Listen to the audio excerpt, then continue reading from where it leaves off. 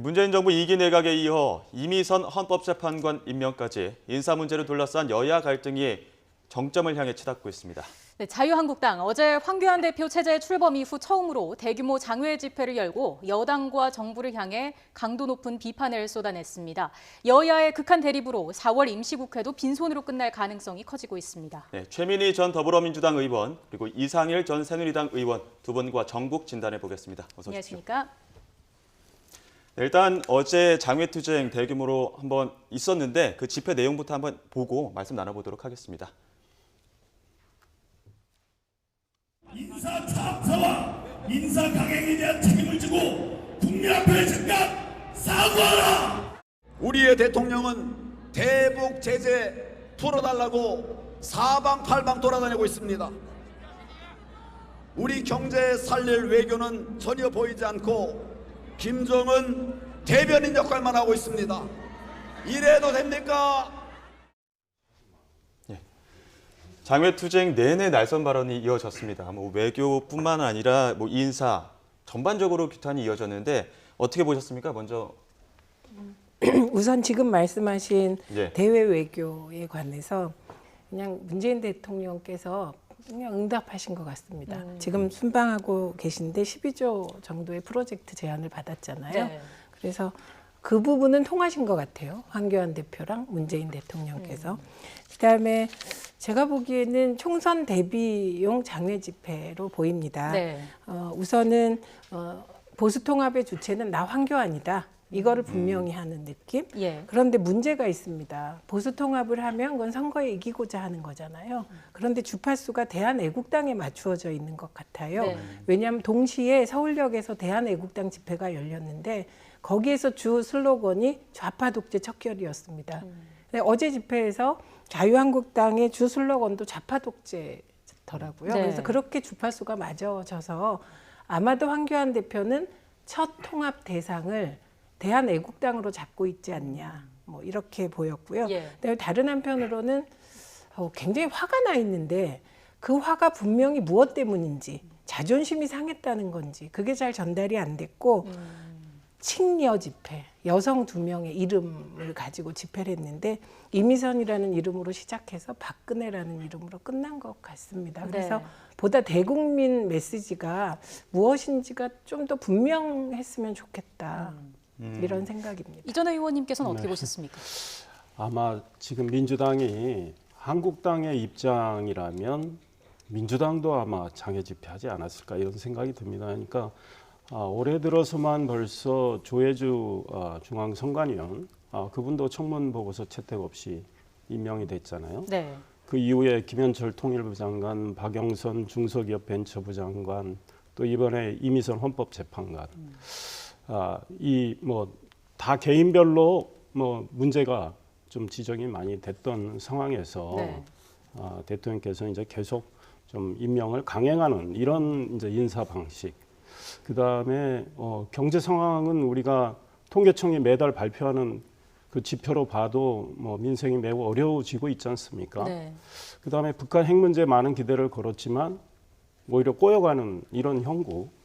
이런 거에서 이제 야당의 목소리를 한번 장애해서 저렇게 내는 거죠. 그래서 어제 문재인 정부 스톱, 국민 심판, 이런 슬로건을 가지고 계속 야당의 입장을 이제 전달한 거죠. 예. 그런데 참 안타까워요. 이미 이제 많은 언론이 국회가 4월 국회가 소집은 됐지만 예. 지금 여야 원내대표가 제대로 협상도 안 되고 국회 일정은 아마 4월은 쉽지 않아 보여요. 또 5월은 어떻게 될지 모르겠지만 이게 온전히 어느 한 여당 탓이라고 하기도 그렇고 야당 탓이라 하기도 그렇지만 국정의 책임은 사실 여당이 크기 때문에 또 대통령이 어느 정도 야당의 목소리를 좀 반영을 하면서 이렇게 국정 운영을 한다면 야당이 장애 집회할 명분은 상대적으로 줄어드는데요. 지금 아마 여당은 인정 안 하실지 몰라도 그 현 정부의 비판적인 분들은 정말 장애 집회에 나가서 목소리를 좀 내야 되겠다고 수긍하시는 분들이 저는 이번에 굉장히 많아졌다 이런 생각을 합니다. 그런데 예. 장애 집회는 장애 집회대로 앞으로 한국당이 어떻게 할지 몰라도 장애 집회를 한 번에 끝내지는 않은 것 같아요. 그런데 장애 집회를 계속하는 거는 또 피로감도 있어요. 그러나 이제 또 한편으로 국회에서 뭐 어찌됐든 뭐 여당과 협상을 해가지고 국회는 또 국회대로 가동을 해야 되는데 그게 잘 될지 안 될지는 좀 지켜봐야 될 것 같아요. 예. 근데 그 내용을 보면 뭐 지난번에 나경원 원내대표에 이어서 이번에 황교안 대표도 역시나 그 김정은 위원장의 대변인 역할, 그 대변인 프레임을 또다시 꺼내 들었단 말이죠. 네. 그 배경은 뭐라고 봐야 됩니까? 그러니까 그런 것 같아요. 청와대는 이제 그거에 대해서 기분 나쁘다는 표시를 어제 했던 것 같아요. 네. 예. 그런데 지금 이제 북한 핵 문제 벌써 2년 돼가는 거 아닙니까? 그런데 우리가 뭐 2년은 뭐 아직은 안 됐지만 우리가 기대하는 만큼 우리가 원하는 지점으로 북한은 안 나오고 있어요. 우리가 하노이 회담에서 봤고 하노이 회담 결렬 이후에 최근에 북한이 이야기하는 걸 이제 또 보면은 뭐 폼페이오 국무장관 경질이다 뭐 이런 이야기하고 그러면 이제 문 대통령이 나름대로 뭐 어떤 중재 역할을 하려고 했는데 북한 김정은 입을 통해서 오지랖 넓게 중재자 촉진자 역할을 하지 말라고 또 우리 정부를 꾸짖는 형국이 이런 말이죠. 근데 우리 정부는 거기에 대해서 뭐 반응을 안 보인 거는 저는 전략적으로 안 보였다고 보지만 그래도 국민 입장에서 많이 자존심이 상하는 일인데다가 한국과 미국과의 정말 공조가 동맹으로서의 공조가 제대로 되고 있느냐 사실은 저는 좀 개인적으로 아니라고 보는데 이런 거에 대한 국민들이 불만이 많이 심화가 돼 있어요. 네. 근데 이제 미국이 말하는 메시지는 워낙에 분명합니다. 소위 빅딜인 거죠. 북한의 모든 핵무기, 핵시설, 핵물질, 거기에다가 생화학 무기까지 다 신고를 받고 검증을 한 빗나가는 것 다음에 같습니다. 주제에서.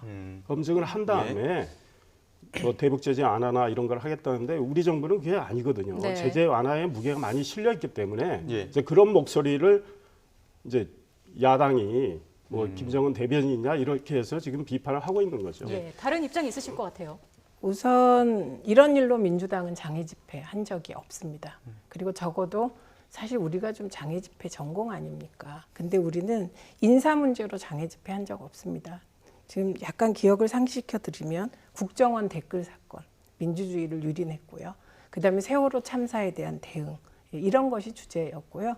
그리고 그다음에 국정농단에 대한 촛불에 참여했을 뿐입니다. 그래서 저는 제 경험상, 제 기억상으로는 인사 문제 가지고 장애 집회를 한 건 본 적이 없기 때문에 예. 아마도 자유한국당은 인사 문제를 빌미로 문재인 정부 흔들기를 하고 싶은 것 같습니다. 그래서 김정은의 수석 대변인이라는 저 표현은 사실 국민 다수가 동의하지 않습니다. 그거는 과거 여론조사들이 다 나와 있는데 왜 하느냐? 아까 말씀드렸듯이 목표는 1차적으로 대한애국당과의 통합으로 보입니다. 왜냐하면 서울역에서 동시에 대한애국당이 집회를 했는데 네. 자체 추계로 대한애국당은 5만이고 자유한국당은 자체 추계로 2만이더라고요. 그래서 일부 언론에서는 뭐 5천, 2천이다 뭐 이렇게 얘기도 합니다만 그래서 슬로건을 통일하면서 같은 목소리를 내면서 통합이 시작되는 것이거든요. 예. 저거는 총선용 해쳐 모이기가 타겟이다 이렇게 볼 수밖에 없어요. 최 전 의원께서는 앞서도 황교안 대표 어제 장외투쟁에서 화가 많이 보였다 이런 평가도 하셨는데 황교안 대표가 달라졌다는 평가가 또 당 안팎에서 나온다는 이야기가 있어요. 예전처럼 뭐 그러니까 과거에 우리가 박근혜 정부 시절에 법무장관, 예. 그다음 국무총리로서의 황교안 그분하고 지금 한국당 대표로서 황교안은 뭐 저도 기자 출신 많이 다르다고 봅니다. 어떤 근데 모습이 좀 많이 왜 그러냐면 다른가요? 이제 그 어떤 직책을 맡으면요, 예. 그 영어로 job description이라고 직책의 그 역할이 있잖아요. 네. 근데 이제 한교안 대표는 게다가 정치인이 되셨단 말이죠.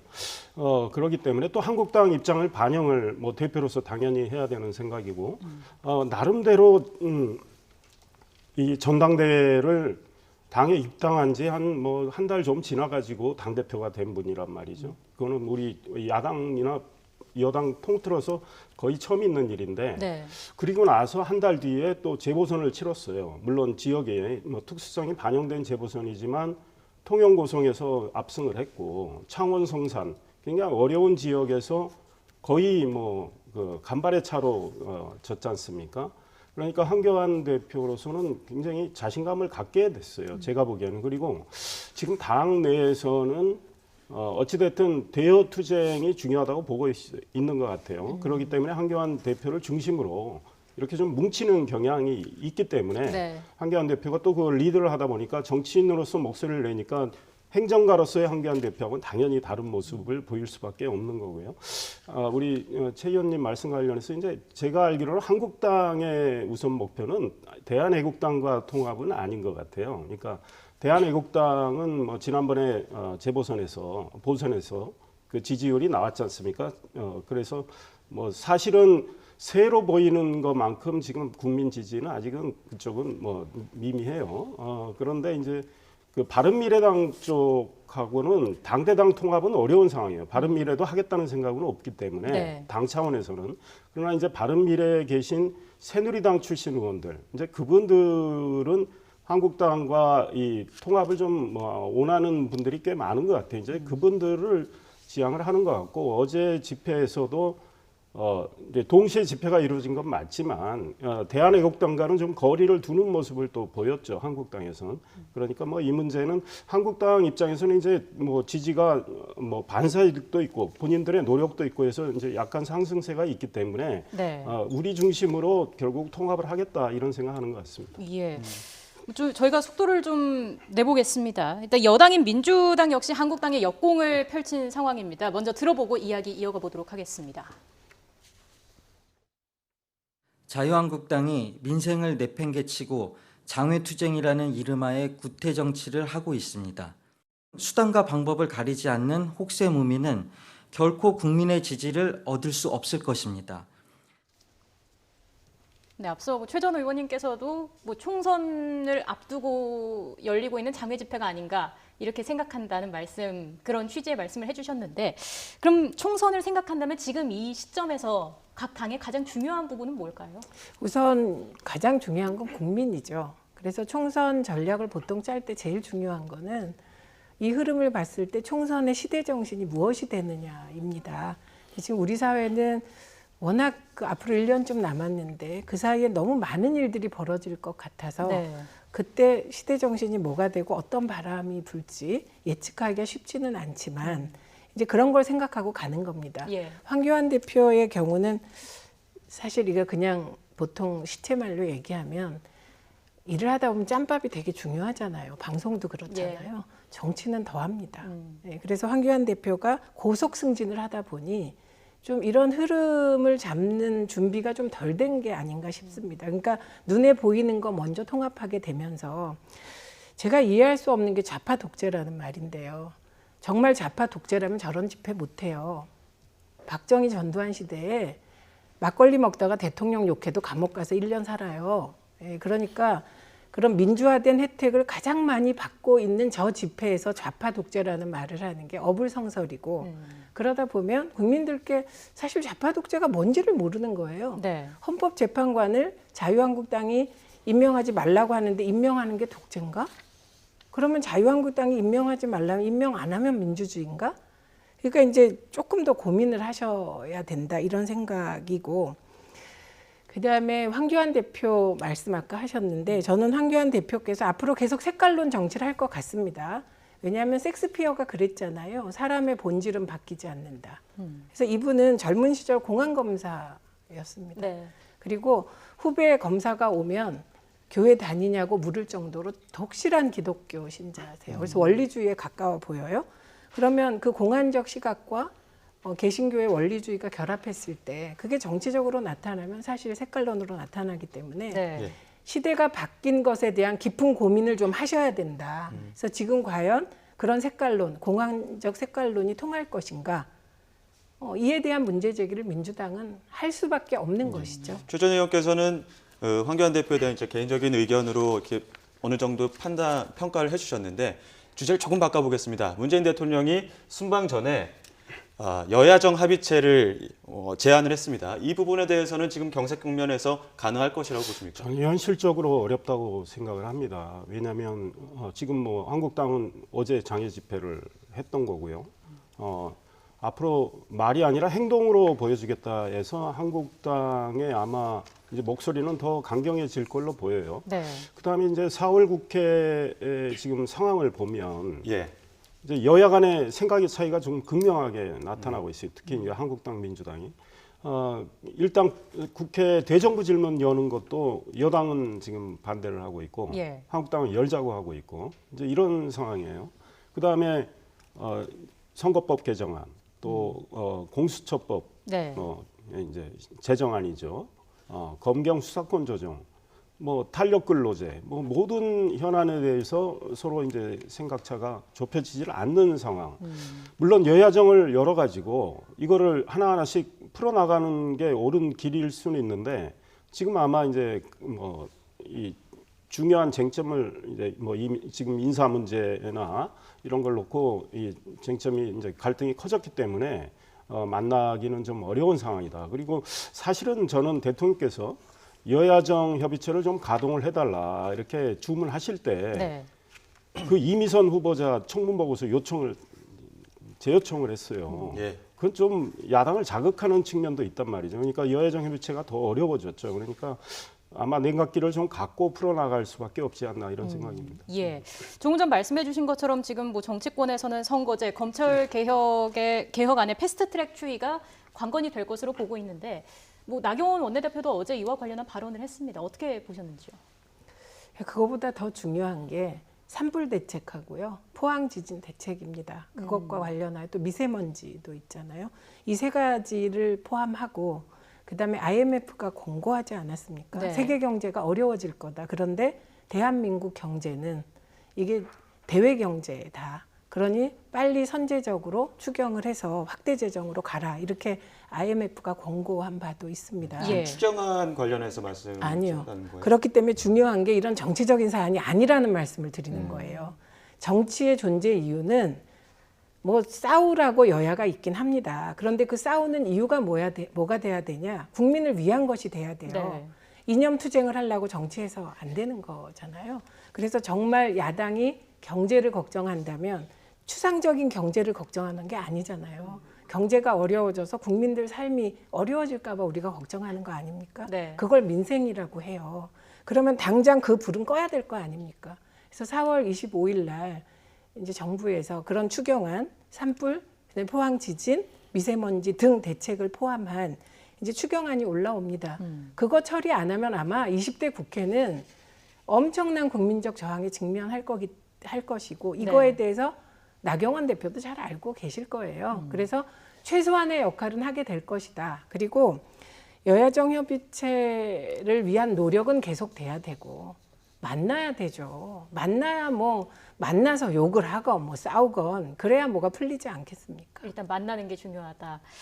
뭐 한국당이 장외 투쟁을 하면서도 국회 전면 보이콧은 하지 않은 상황이지 않습니까? 네. 어떤 이유가 있을까요? 일단은 국회를 보이콧하기는 뭐 한국당이 과거에 한두 번 했는데 뭐 사실은 좀 비판도 받았고 별 소득은 없었어요. 왜냐하면 여당이 또 호응을 안 해준 측면도 있었고 그러니까 이제는 원내의 투쟁을 병행하겠다는 건데 저는 그 입장은 맞는 것 같습니다. 그런데 이제 국회 여는 거는 상대가 있기 때문에 네. 사실은 민주당과 여러 가지 지금 이견이 큰 대목들이 많아서 정지가 돼 있는데 우리 뭐 최 의원님 말씀대로 싸우더라도 만나서 하나하나씩 풀어가려는 노력은 중요하고요. 일단은 대정부 질문을 안 열 필요는 없을 것 같아요. 물론 뭐 대정부 질문은 우리 내각에 계신 장관들이 좀 피곤하죠. 그러나 정부가 하는 일에 대해서 의원들이 국민의 대표기관인 국회가 묻고 또 정부가 답을 하면서 국민들한테 알려드리는 거 아니겠습니까? 그러니까 여당이 뭐 그거를 수용을 한다 하면은 좀 일정이 이렇게 좀 순탄하게 풀려갈 수 있어요. 다만 이제 선거법 개정이나 네. 이런 거는 이제 쉽지는 않아 보여요. 네. 근데 네. 대정부 질문이 쟁점이 아니죠. 되게 그거는 작은 갈등 소재 중에 하나인데 저도 뭐 대정부 질문을 그렇게 안 받을 필요가 있나 이렇게 생각합니다. 근데 대정부 질문을 떼어서 안 받는 게 아니고 전체 일정을 쭉 잡아가는데 대정부 질문부터 잡자 이거 안 되는 것이거든요. 네, 지금 양쪽 입장 들어봤는데 주제를 조금 바꿔서 바른미래당 얘기를 또 안 해볼 수가 없을 것 같습니다. 그 패스트트랙의 캐스팅보트 역할을 지금 바른미래당이 해줘야 되는데 지난 4.3 보궐선거 이후에 당 내부 갈등이 극심한 상황입니다. 15개월 전에 국민의당과 바른정당의 통합 당시 공동선언이 있었는데 그 내용부터 듣고 또 이야기 나눠보도록 하겠습니다. 낡은 지역주의를 극복하여 동서가 화합하고 통합한 나라를 만들겠습니다. 기득권 보수와 수구적 진보를 물리치고 나라를 지키고 민생을 돌보는. 네, 어떻게 보셨습니까? 15개월 전에 양 당의 대표가 발언을 했었는데 사실 지금 영상 보니까 저 때 저도 상당히 예. 좋은 말씀이잖아요. 그리고 또 이렇게 좋은 가치를 내걸었어요. 그리고 민주당과 한국당에도 경종을 울릴 수 있겠다 이런 기대감을 갖고 잘 되길 바랬는데 사실 뭐 바른미래당 남 탓할 수 없죠. 이제 자기들 책임이라고 볼 수밖에 없는데 네.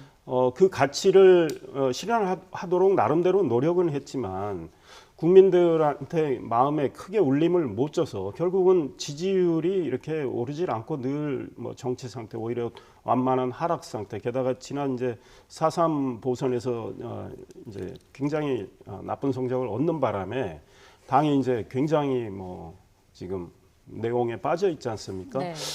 지금은 정답이 없어 보인다는 생각이 들 정도로 복잡한데요.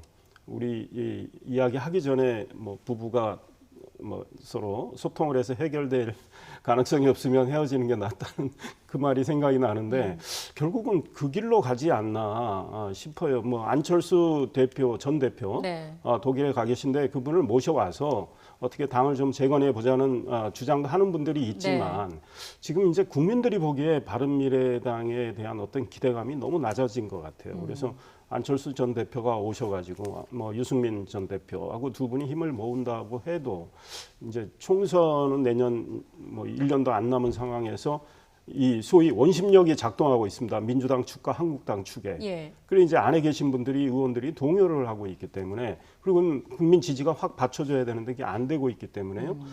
결국은 굉장히 고사당하는 이런 방향으로 간다. 그래서 개인적으로는 좀 안타깝게 생각합니다. 네. 지금 말씀해주신 그 안철수 복귀로 뭐 6월 가능성도 나오고 있는데 가능성 어느 정도 있다고 보십니까?